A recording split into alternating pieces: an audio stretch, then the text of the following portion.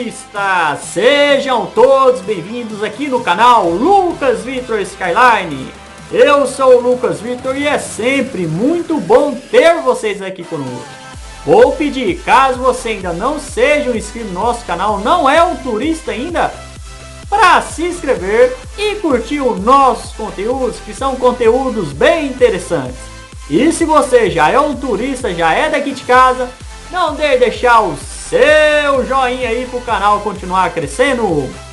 Hoje mostraremos para vocês a cidade de Pirassununga, lá no estado de São Paulo. Fomos lá, fizemos imagens aéreas exclusivas da cidade.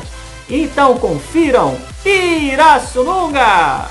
Pirassununga, população estimada em 2020 foi de 76.877 habitantes. O município de Pirassununga está localizado no estado de São Paulo, a 208 quilômetros da capital paulista. Sua economia gira em torno da agropecuária, indústria e prestações de serviço. Em Pirassununga também está sediado a Academia da Força Aérea Brasileira e também onde é produzida a reconhecida Cachaça 51.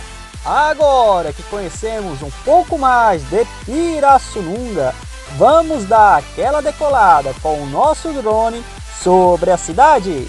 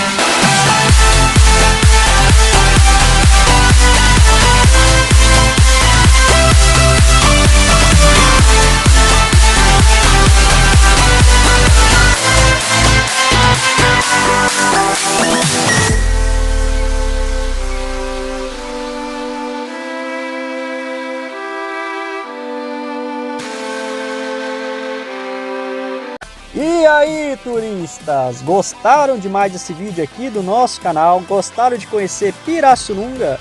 Se você gostou, deixe o seu joinha aí. Se você ainda não é inscrito no nosso canal, não deixe de se inscrever e curtir os nossos conteúdos. Um grande abraço e até o próximo vídeo!